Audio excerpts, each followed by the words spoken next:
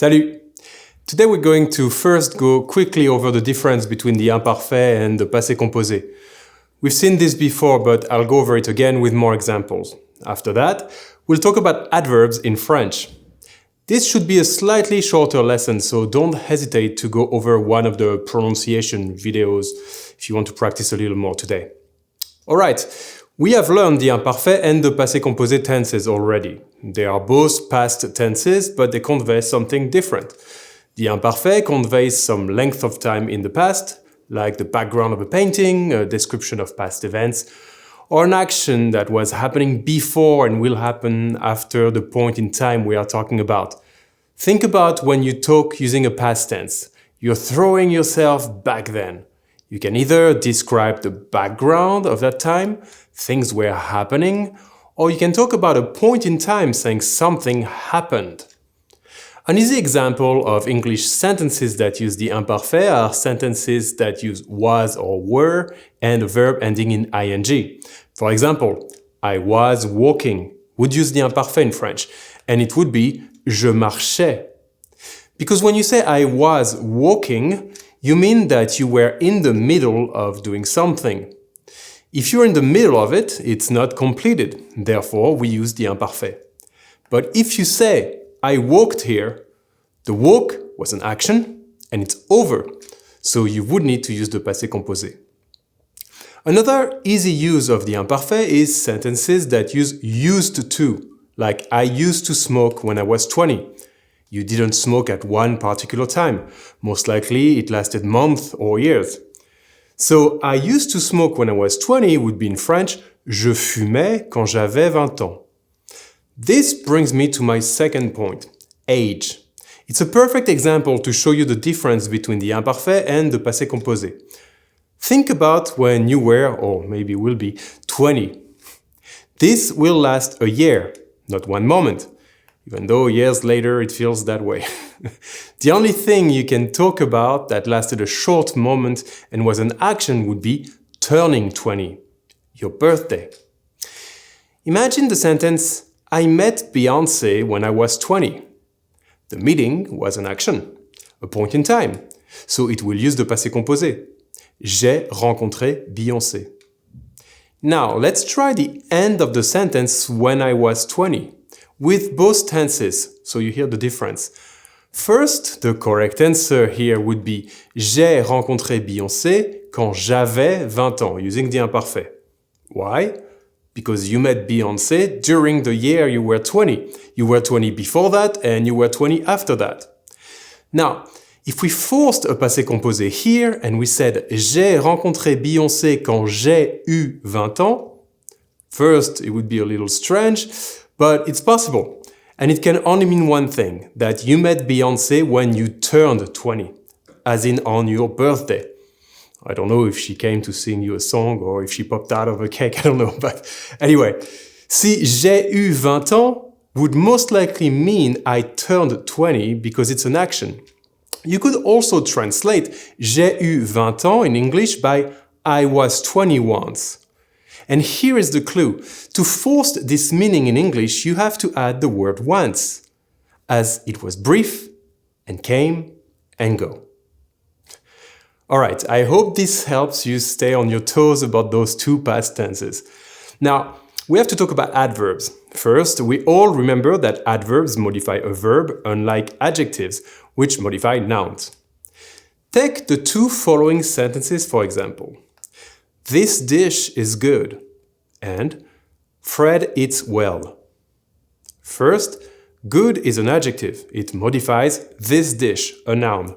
But well is an adverb because it modifies the way in which Fred eats. It doesn't modify Fred or any other noun. It modifies the verb to eat. Okay, with that out of the way, let's try to identify adverbs in English. Because well is an exception. Regular adverbs in English take an adjective and add ly in the end. For example, the adjective great becomes the adverb greatly.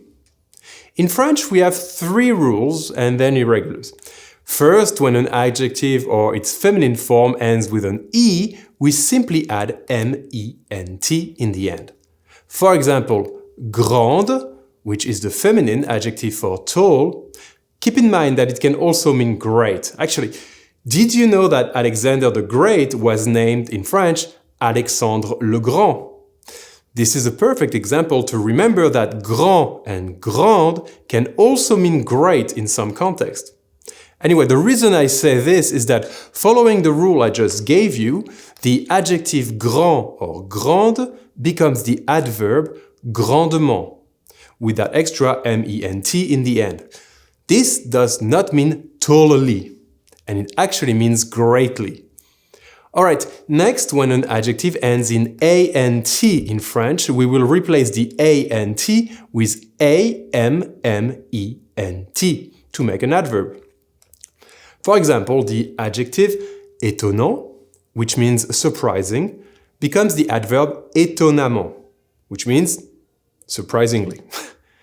Same goes for adjectives ending in ENT. We will replace the ENT with EMMENT to make an adverb. For example, the adjective patient, which means patient, becomes the adverb patiemment, which means patiently. Now there's a bit of a quirk here. It's that regardless of if the adverb ends in EMMENT or AMMENT, we will pronounce both ending amant, like if it were with an A.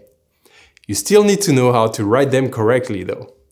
And also, remember that ENT makes the sound en. We only don't pronounce an ending ENT when it's part of a conjugated verb, like in the sentence Il mange une tarte. Finally, we also have irregular adverbs just like in English. They can be completely irregular, meaning they don't relate to anything, like the adverb beaucoup, which means a lot, and bien, which means well. But sometimes they just don't follow the rules we've just seen. For example, the adjective vrai, which means true, becomes the adverb vraiment, which means truly, without that middle E. The adjective bref, which means brief or fleeting, becomes the adverb brièvement, which means briefly or succinctly. Now, you may wonder where to put an adverb in a sentence. Well, it's true that French people take some liberties, and you may hear us use adverbs in different spots than what I'm about to teach you.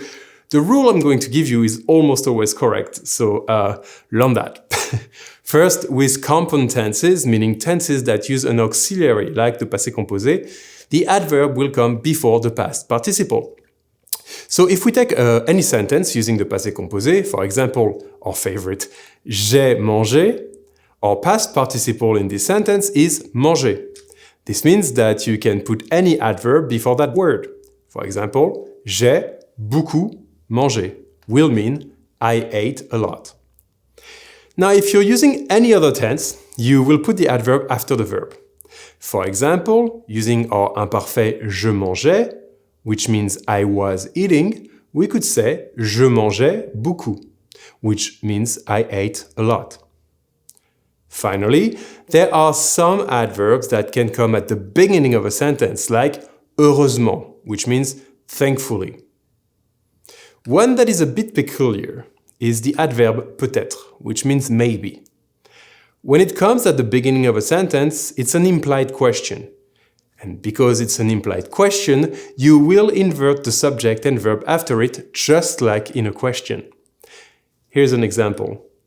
Peut-être devrions-nous manger? Which means maybe we should eat. Do you see here why I mean it's an implied question? I'm not saying, do you think we should eat? But it means the same thing. Alright, that's it for today. I hope it was all clear, and if it was a bit too fast, remember you can slow me down using the little wheel at the bottom right if you're watching this video on a computer, and at the top right, I believe, on a phone. Also, remember to download the class notes below to read more examples, to like this video and subscribe to this channel if you want to see more of us. And finally, to show me what you understood of the lesson by posting a comment below using the imparfait or the passé composé and some adverbs. In the meantime, I hope you learned something, and I'll see you on the next one. Au revoir.